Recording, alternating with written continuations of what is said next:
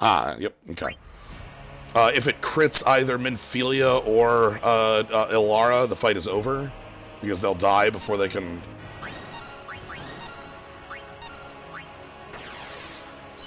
get healed. Yeah, so even in 5-star Magicites especially, a lot of these actions are very... like, they need to be really quick, really high-level execution going on. So we're good. Alright, so the first thing I'm going to show off is the power I am using of time compression. One thing I'll show off here, if the battle speed is currently 1. Well, the battle speed is 1, if you take a look in the top left corner, that ticks up at about 0.03 seconds every tick of time. That is the game moving forward. In specific instances, where our opponent is using Looming Wrath to cast instant speed abilities, we're going to change the rules of the world.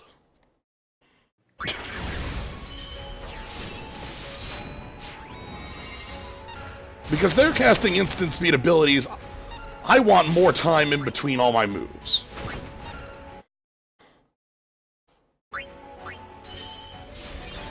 Because normally that would be 0.03 seconds in between all three of those, or a little, or closer to like, not 0.03, but close to it. However, if I, cheat and change time, and we'll see as the fight continues, that will do even more. So, this for my edification specifically, what you're doing is you're trying to have the ATB at max for these instant turn actions so that your ATB fills much faster, but the boss moves exactly the same clip, right? Yes. Nice. So yeah, the boss is continuing to move. So here's it at normal speed. Here, I'll leave it on normal speed for this one. So there's Grand Spark at 44, and there's Rock Assault at 58. But if I had it at a higher clip, that means that I can get 2 ticks in between that, and get 0.4 seconds instead of 0.616. Now, much later in the fight, when we get to Phase 3, which is around, I would say around 30 seconds, but it's probably going to be around 35 instead, because of time compression. When Phase 3 happens, the boss will always be an instant cast, and we'll be doing some advanced time compression during that point. Alright, that's me getting my bearings, which is gonna happen every once in a while in this fight.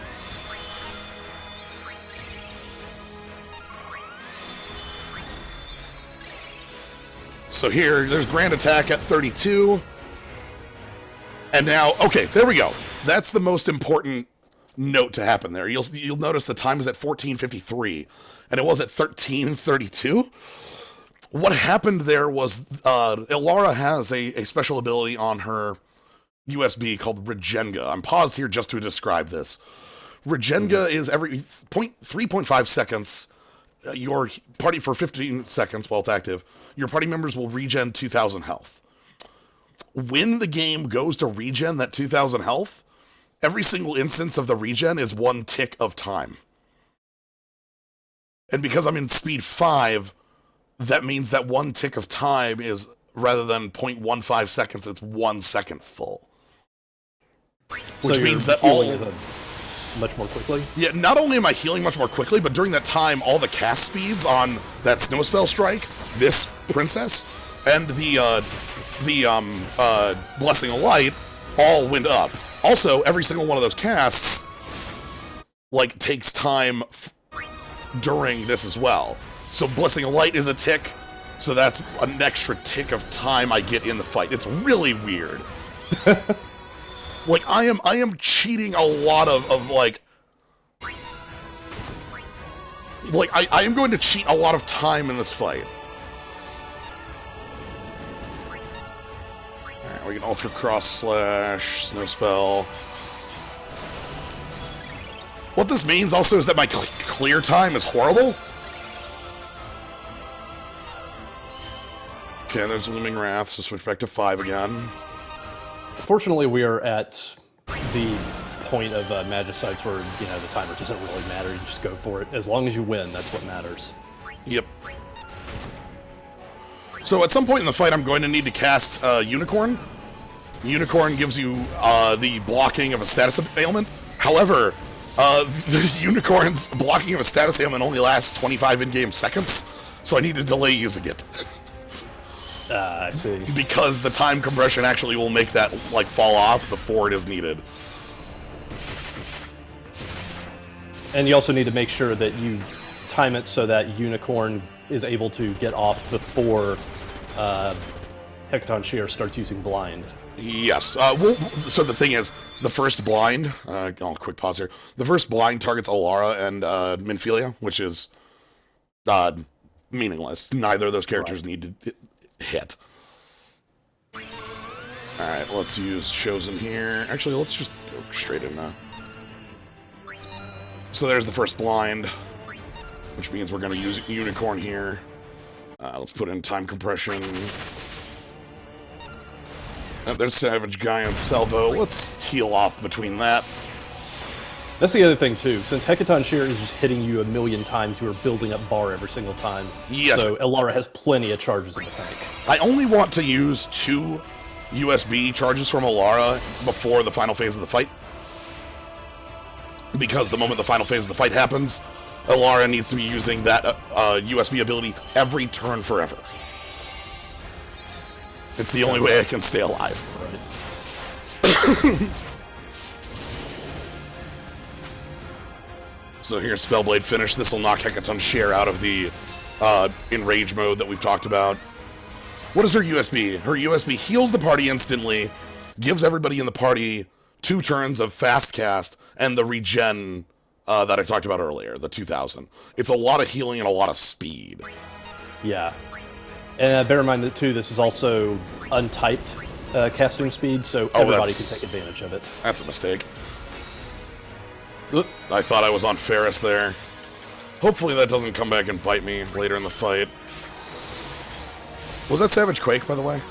Yeah, I believe so. Yeah, that was Savage Quake, so I need to use this quick.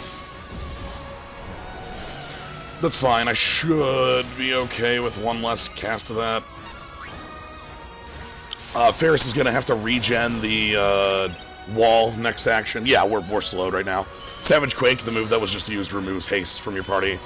So Minfilia needs to continuously use Call of the Stars to reapply it. And there's Looming Wrath, so let's get ourselves some time.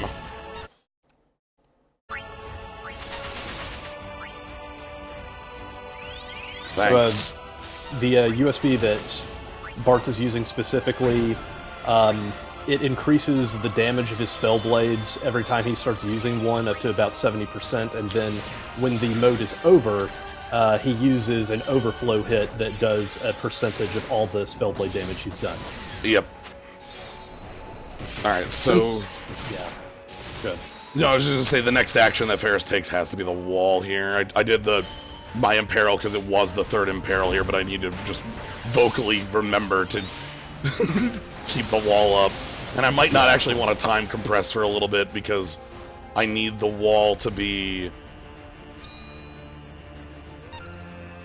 like at a certain like I need it up.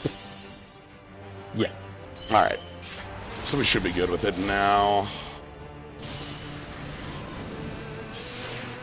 Again, we can see Cloud just doing some incredible damage. Ultra Cross Slash gives you the passive ability to break the damage barrier.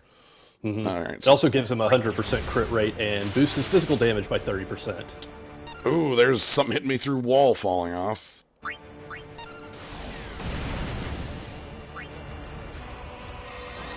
Fortunately, I think that was a piercer.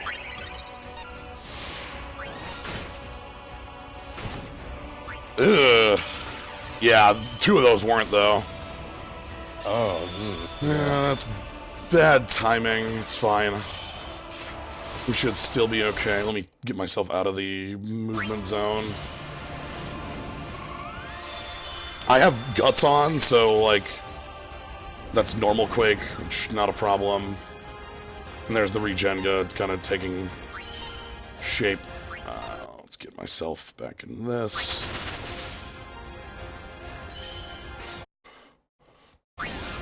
Alright, we're going to be hitting into the next phase here in just a moment.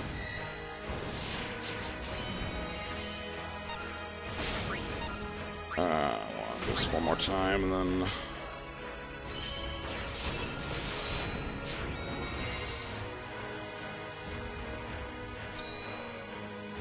There's Spellblade finish.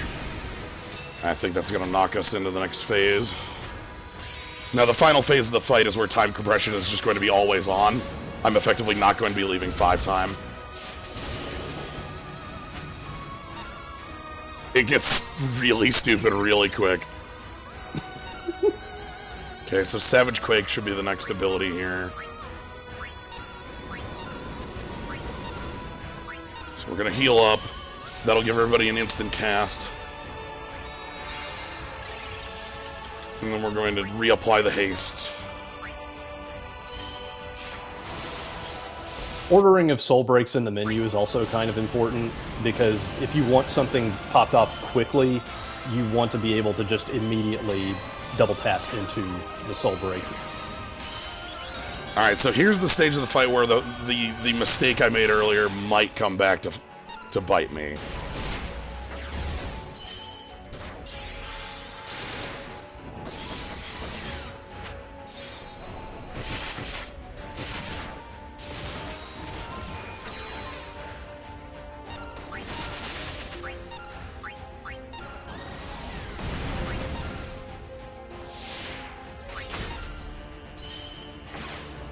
So again, you're seeing I'm breaking the instant cast here, effectively. This is 2 moves that just happen in between an instant cast. It's pretty great.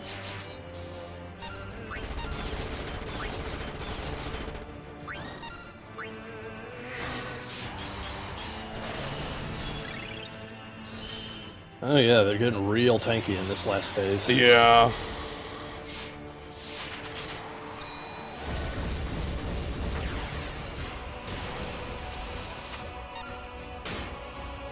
Okay, and then that headbutt was a confuse. That was what that move was.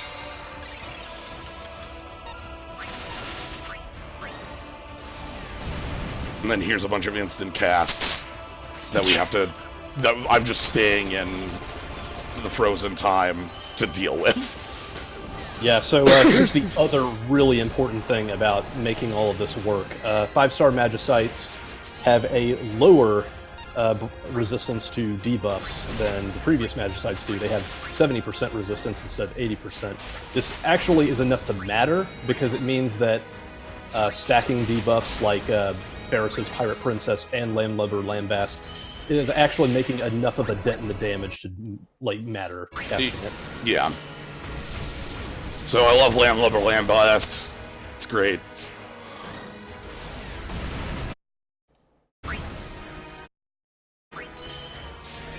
Recasting Magic Album. As I mentioned, I basically have to be casting that every turn.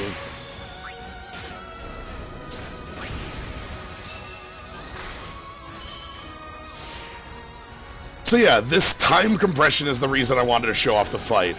This fight would not be possible without this. I could show off the fight without it, and I would be dead in this phase so many times over. It's weird that I was taking 1,000 on that. It does mean that the fight's really finicky, that I'm doing this sort of generic, like, weird movement all the time, but...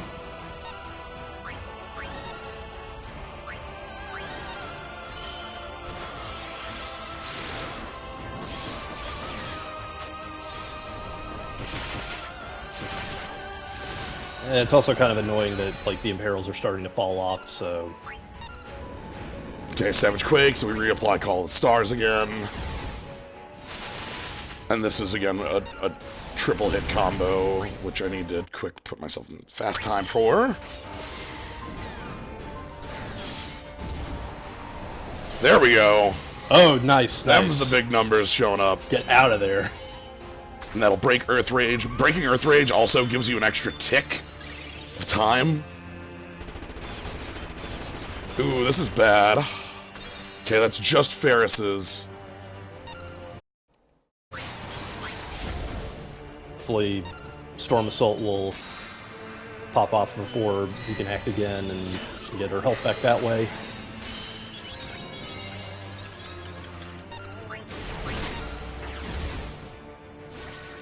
Wall has fallen off, by the way.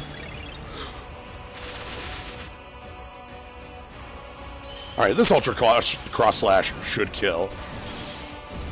Here's hoping. Nice. And that's the fight. So yeah, that's time compression. That is using the